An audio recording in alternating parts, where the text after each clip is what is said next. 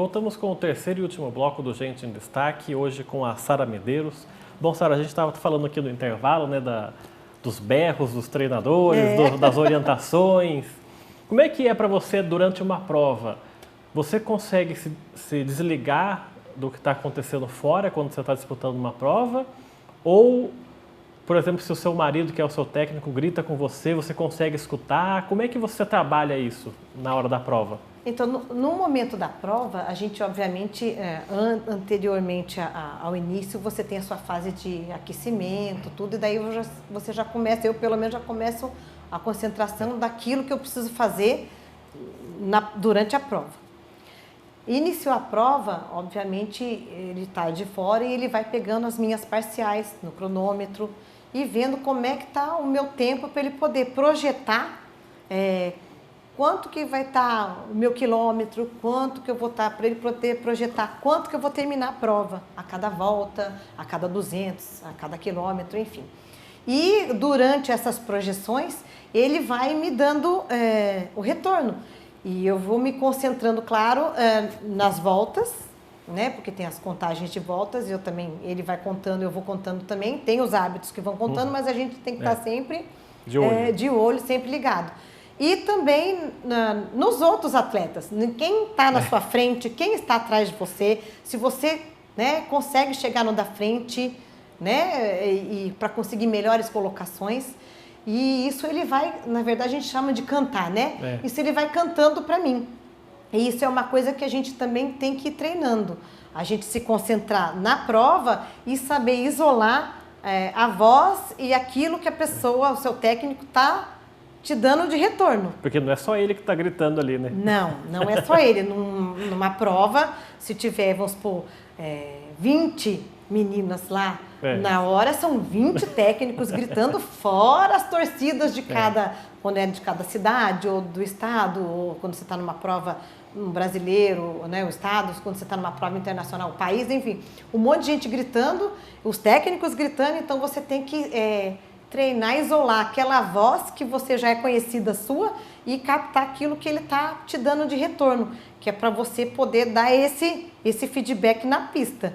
Né? Então, se ele fala que a volta está muito rápida, aí daí você tira um pouco o pé, porque senão eu não vou ter, né? Não vai ter perna para chegar no final, porque no final você tem que ter para dar aquele sprint final. Se vem alguém de trás, olha, tá chegando perto, tá 1 minuto na sua, né, na sua cola, tá, agora baixou, então aumentou. Então você tem que treinar essa coisa de estar escutando, porque o berro vem de todo lugar. Assim. E hoje aqui em Jacareí, né, o ano passado a gente teve a pandemia, ainda tem resquícios da pandemia aí. Como é que foi para você parar com o treinamento lá no estádio, ficar em casa? Você como atleta, como é que você conseguiu manter a forma? Fala um pouquinho sobre isso. Olha, isso foi a pandemia, acho que deixou a vida acho que de todo mundo difícil, né? Para os atletas também acho que ficou difícil. Quando estava uma coisa, né, a pandemia no começo muito forte, e eu comecei a treinar dentro de casa mesmo, porque a gente ficou dentro de casa, aquela coisa do isolamento, tudo. Então, para não ficar parada de uma vez, um tempo eu fiquei um pouco parada, mas para não ficar parada de uma vez, eu comecei a treinar dentro de casa. Então, eu fazia corridas no quintal de casa, no corredor de casa, reforço muscular, eu tentava fazer funcional, eu mesmo fazendo exercício para mim, né? Em casa também, na área, na garagem, na sala. Tava muito frio, faz na sala mesmo, vai buscar coisas também no YouTube, alguma coisa diferente para estar fazendo, para ficar uma coisa diferenciada, porque você ficar também dentro de casa foi um desafio muito grande, acho que não só para mim, mas para todo mundo. Então, fui tentando me reinventar, fui tentando me inventar novas formas de estar podendo trabalhar esse preparo físico. É a mesma coisa? Foi a mesma coisa? Não foi.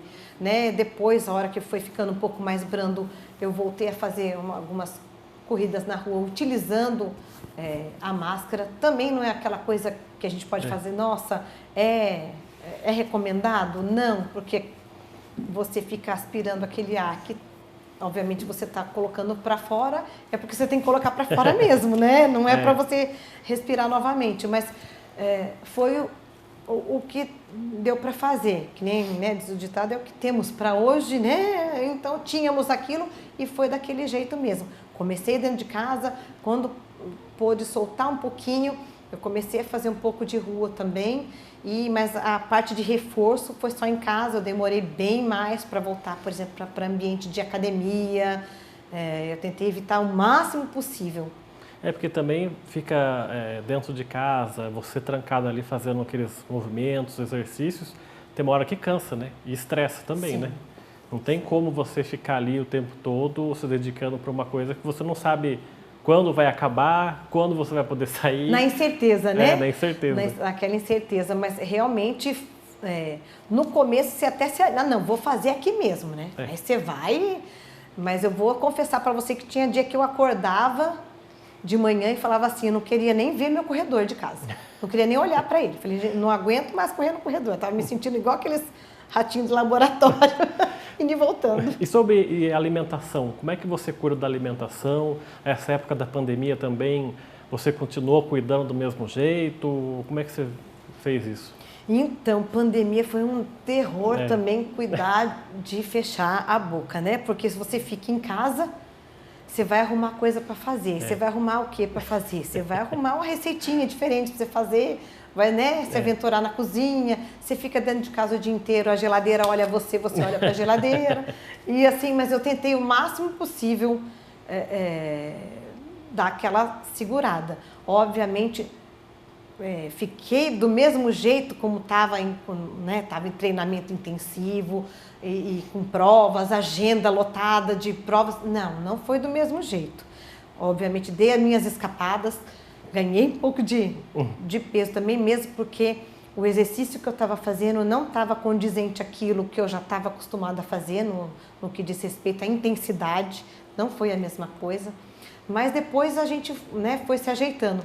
Mas eu tentei fazer assim o máximo possível. A nutricionista até mandava e-mail, tudo, ela mandava retorno. Ela, olha, vamos em vez de cardápio de treino, nós vamos mudar o cardápio. Você vai voltar para o cardápio restritivo.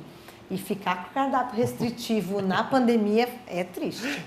Agora, tirando essa pandemia aí de lado, como é que hoje você vê o Brasil na marcha atlética? Você treina em Jacareí, você dá aulas aqui em Jacareí, você vê esse interesse? Eu acho que não, mas você vê esse interesse das pessoas, dos alunos pela marcha atlética? Como é que você vê o cenário brasileiro nessa modalidade?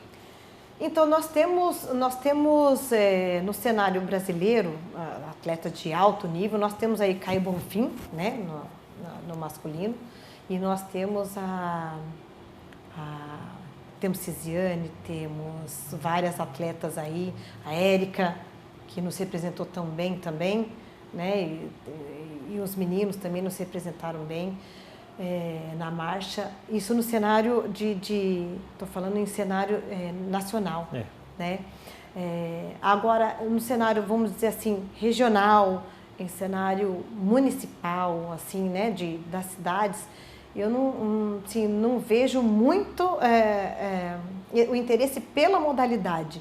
Eu penso que justamente também pelo fato da biomecânica, das regras, da metodologia também, talvez de treinamento. É uma coisa que, por exemplo, a gente costumava falar assim, vocês, principalmente os meninos, né, vocês não sofrem preconceito?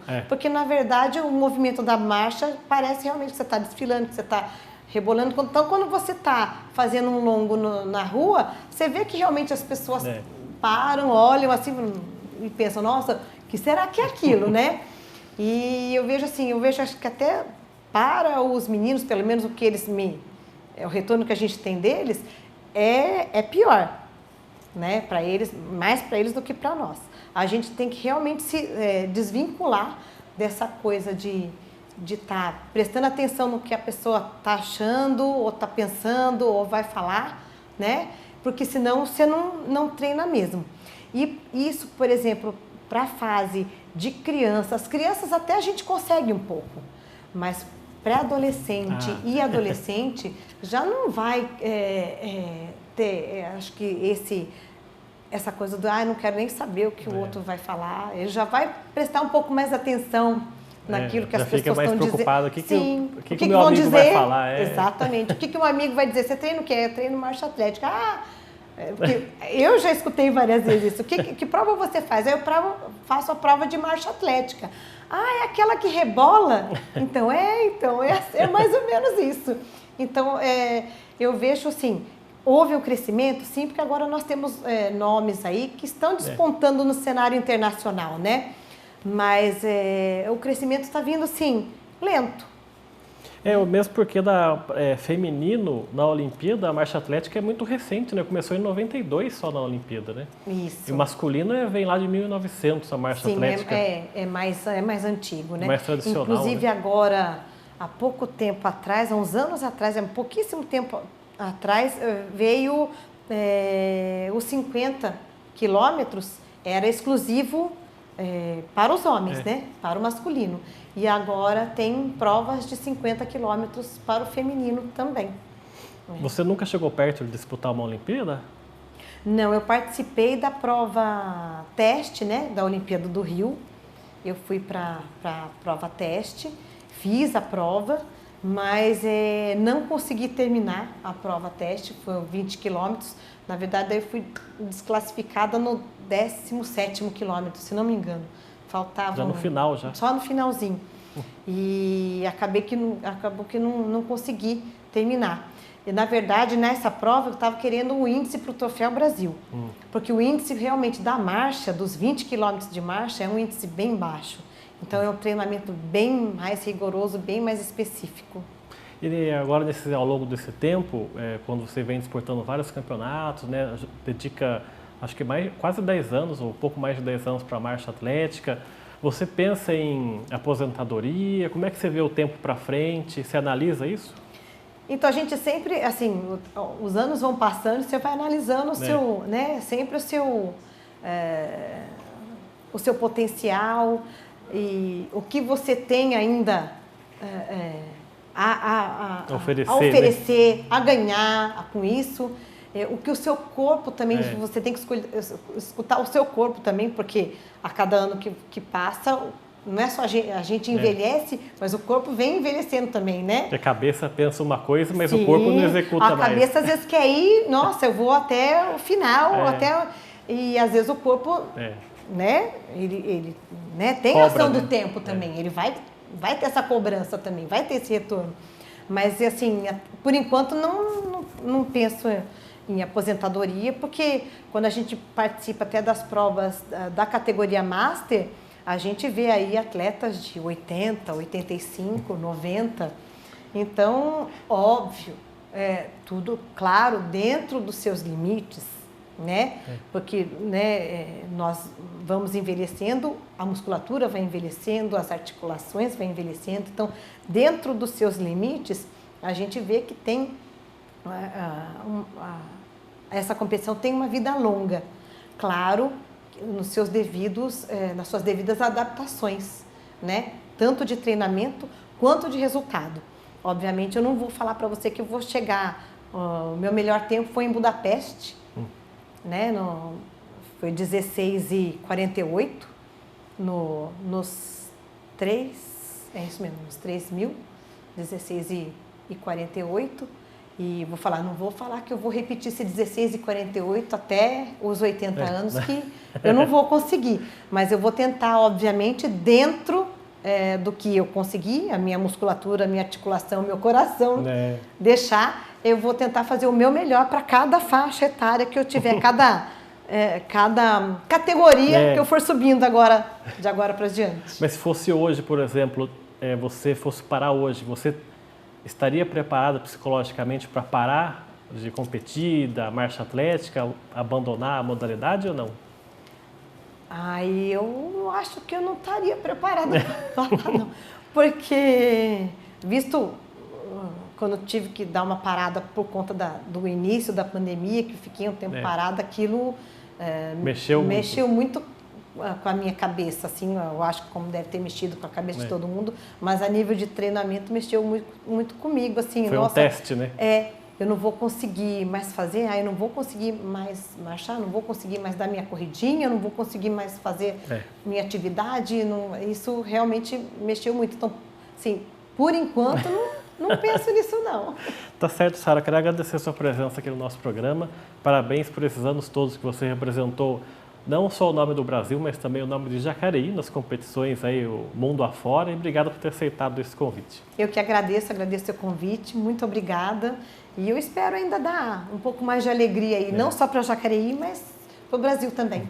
Obrigado pela sua entrevista. O programa Gente em Destaque fica por aqui. A gente volta numa próxima oportunidade. Até lá.